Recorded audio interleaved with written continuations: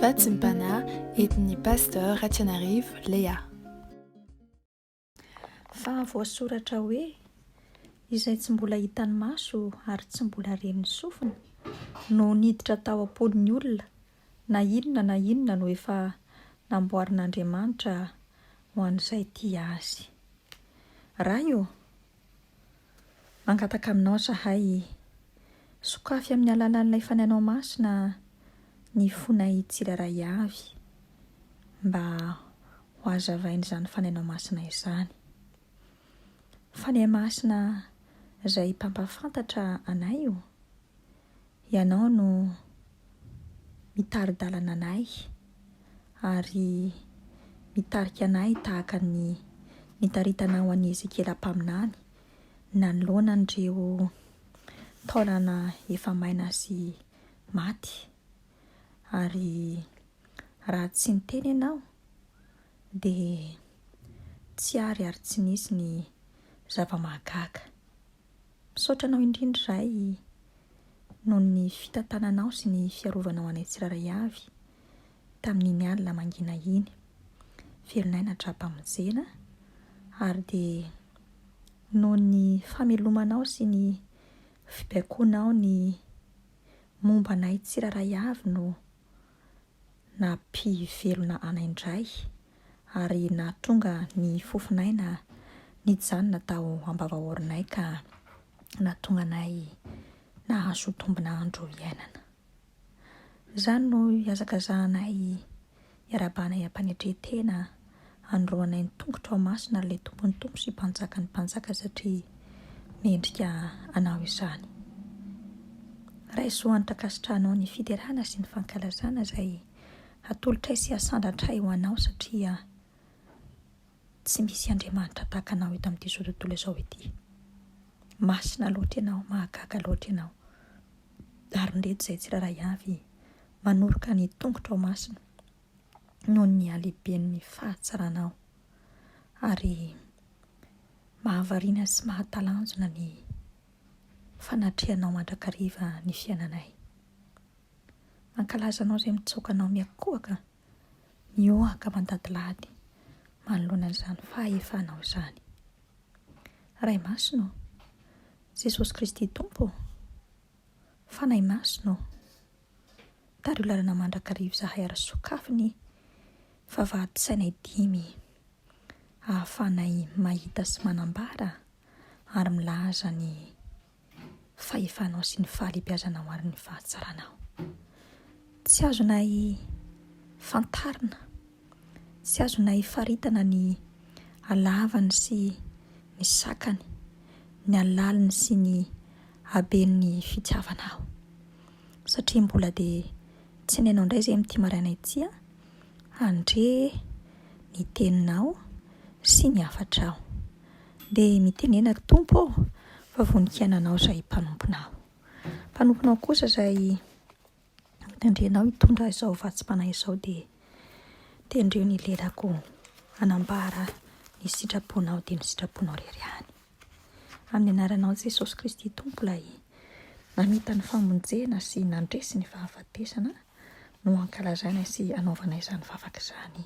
Alleluia. Amen. Manonona ny fahasoavana sy ny fiadanana avy amin'Andriamanitra Ray sy Jesosy Kristy Tompo ary ny fampiraisana ny fanahy masina ho an'ny tokantrano izay mampiatrano izao vatsim-panahy izao. Ampanetretena sy ampitiavana no ahafahako miatrano ao tokantranontsika amin'ny alalan'ity vatsim-panahy ity. Ny tenin'Andriamanitra izay ho raisintsika dia ao amin'ny bokin'ny Naoma toko voalohany andininy 7. Nahoma chapitre 1 verset 7. Fakina amin'ny anaran'i Jesosy. Tsara Jehova fiarovana mafy amin'ny andro fahoriana ka mahalala izay mialoka aminy. Tsara Jehova fiarovana mafy amin'ny andro fahoriana ka mahalala izay mialoka aminy. Fantatritsika tsara moa fa izao bokin'ny Nahoma izao dia Nahoma izay mpaminany no nanoratra izao boky izao. Raha jerevantsika andray mitompo maso izany boky Nahoma izany dia mitantara izay momba ny tanànan'ny Ninive, momba ny Jona, fa androan'ny tompo dia mibanjina sy mibanjina anao ka afatsika mandray izay lohateny izao hoe manatrika antsika ao anatin'ny fanaitainana sy ny fijaliana Jesosy. Manatrika antsika, miaraka amintsika ao anatin'ny fanaitainana sy ny fijaliana Jesosy.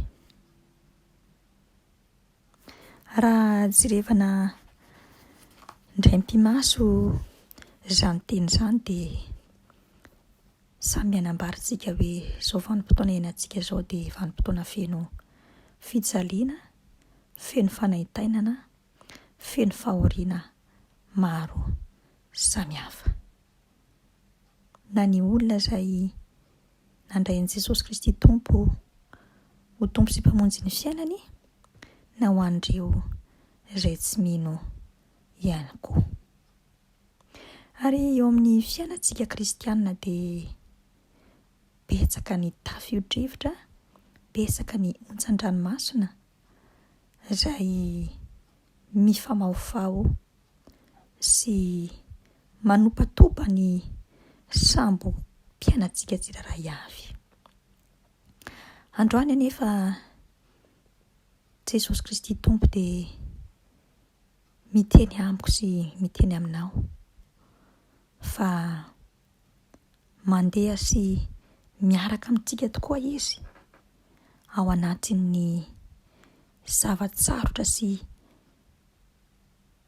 ora izay sarotra lalovantsika, araka ny voasoratra eo amin'ny bokin'ny Nahoma ihany, ny 9:3, tapany farany amin'ny anaran'i Jesosy. Amin'ny tadio sy ny tafio-drivotra no lalan'i Jehovah, ary rahona no vovoky ny tongony. Maro-po Jehovah sady be hery. Voalohany dia tsarovy ry havako fa ilay Jehovah Andriamanitra, ilay Jesosy Kristy Tompo izay arahantsika dia sy ny tompontsika dia olona maro-po ary tompon'ny fahefana rehetra sady be hery. Ninona izay zavatsarotra lalovantsika dia tsarovy fa na dia misafotofoto aza, na dia mitopatopa mafy aza ny onjan-dranomasina sy ny onjam-piainana, tsarovy fa Jesosy ao anatin'ny sambokely fiainantsika ka tsy hanafitra na hahafaty antsika sanatria ny fitopatopan'ny onjan-drano. Izy ilay miaraka amintsika no milaza amintsika tsirairay avy hoe andeha ho ery ampita hiaraka amiko ianareo. Na inona izay fiaviany na ny andohan'ny fijaliana sy ny fanaitainana dia tsarovy fa rehefa mandalo an'ireny fizahan-toetra ireny ny mpanaradian'i Jesosy dia eo akaikiny mandrakariva ilay Jesosy namita ny famonjena sy ny fanavotana. Miaraka amintsika izy ary mampahery antsika. Eo anilantsika izy ary tsy mandao antsika. Eny na dia tsy tsapantsika na tsy hitany masontsika amin'ny manofo aza ny fanatrehany. Tsy irery izaho sy anao ao anatin'ny fanaitainana sy ny fijaliana, ny fahoriana, ny fizahan-toetra izay lalovantsika sy andehanantsika amin'izao fotoana zory izao. Fa eo miaraka amintsika eo Jesosy Kristy Tompo avy any Nazareta, ary tena miaina ny fanaitainana izay misy atsika, ary dia mizara sy miara-mitondra amintsika izany fanaitainana sy fijaliana izany. Tsarovy mandrakariva ilay teniny manambara hoe indro ao momba anareo mandrakariva ambara-pahatonga ny fahataperan'izao tontolo izao. Eny, ninonina karazana fanaitainana sy fijaliana fahoriana eo amin'ny fiainanao izay miaina izao vatsim-panahy izao. Ilay Andriamanitra izay arahantsika tsy mba diso, fa miaraka amintsika isan'andro izy ao anatin'izany tafio-drivotra maro samihafa izany. Patsaroantsika moa ny tantaran'ny izy telo lahy izay Daniela sy ireo namany rehefa voaheloka ka natsipy tao anatin'ny lafaoro mirehitra-afo impito mihoatra, marika sy mampiseho ny fijaliana sy ny fahoriana ary ny fanaitainana mafy indrindra izany. Fa tao anatin'ny izany fitsapana mahamay sy mahatorakovitra izany no niseho ny fahagagana. Satria nahoana? Tao anatin'ilay lafaoro dia tsy izy telo lahy tao, fa niaraka taminy tao koa ny anjelin'ny Jehova izay nitovy endrika tamin'ny zanak'Andriamanitra dia Jesosy Kristy Tompo, araka ny nambaran'ny mpanjaka Nebokadnesara izay nanao ny tsy fahamarinana tamin'izy ireo. Hitantsika izany ao amin'ny bokin'ny Daniela toko 13 andininy 15. Isika koa ry havana dia mila mahafantatra fa ny anjelin'i Jehova dia mitoby manodidina izay rehetra matahotra azy ka miaro azy. Zanak'Andriamanitra izao sy anao, mpanompon'i Jesosy Kristy Tompo izao sy anao, ka ninonina fitsapana sy fizahan-toetra izay lalovantsika sy ny fanaitainana izay miantra amintsika amin'izao fotoana zory izao, dia izao no ataovy atsaina ry havako malalao amin'ny Tompo fa miaraka amintsika Jesosy Kristy Tompo. Ry hava malala rehetra amin'ny Tompo, raha mandalo fotoana ny fanaitainana sy ny fijaliana, isika tsirairay avy amin'izao fotoana zory izao. Mandalo aretina izay toa tsy misy fiafarana sy tsy misy fitsaharana isika. Mety mandalo fandaozana sy fahoriana koa angamba ny tsirairay amintsika. Ary raha toa mafy ny vodoboky ny onjan'ny ranomasina, toa mafy ny fitsapana sy ny fizahan-toetra ka mety hahavery ny fanantenana, androan'ny Tompo milaza hoe aza mamoy fo,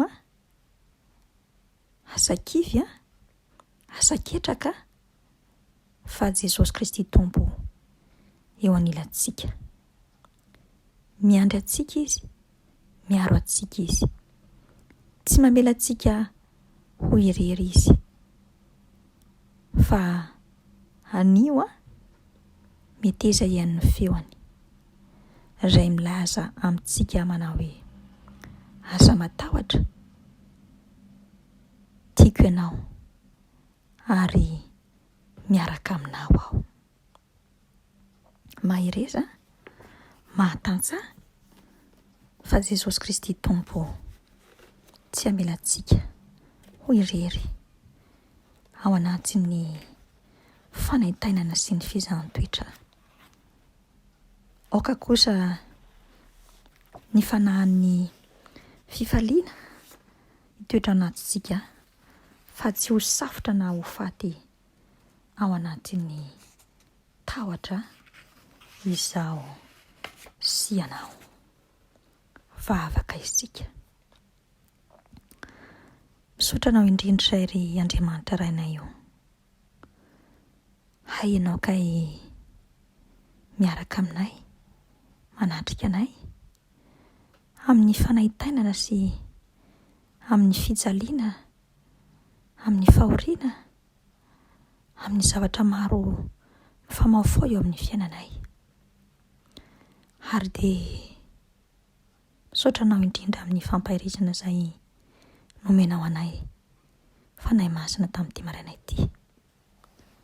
Misaotra indrindra Andriamanitra iray satria na dia mbola tany an-kibony eny ary izay dia efa fantatrao. Ary ny isan'andronay dia voasoratra avokoa ao anatin'ny bokin'ny fiainana. Fanahy masina mangataka aminao izahay.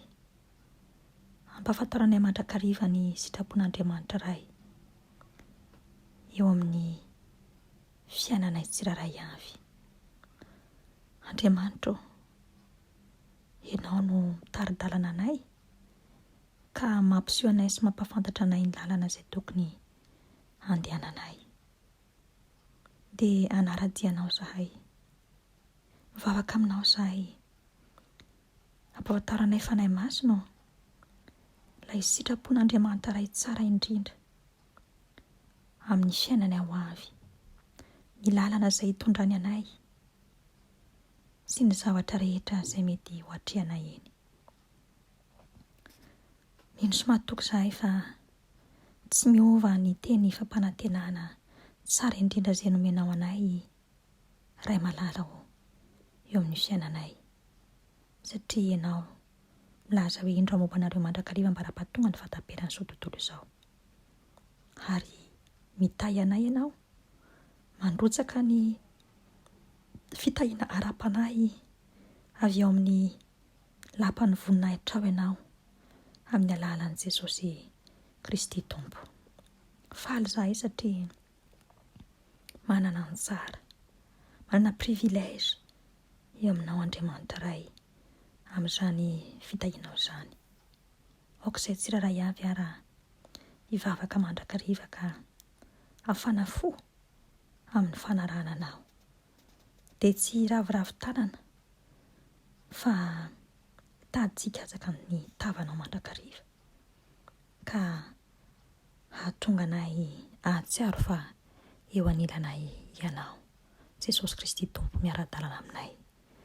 Miara-dalana aminay tokoa ny isan'andro ianao ry Tompo anatin'ny fiainanay manontolo. Misaotra mankasitraka inona no havalina ianao andranika boky ny famonjena-tsaika hiterany anaranao Jehovah Tompony maro. Aleloia. Amen. Asa manary havana, minoa, mifalia, mitsiky fa Jesosy Kristy Tompo miara-dalana amintsika ao anatin'ny fanaitainana sy ny fijaliana ary ny fahoriana lafim-piainantsika tsiraray avy. Ho azy ny voninahitra ho antsika kosa ny fiadanany. Amen.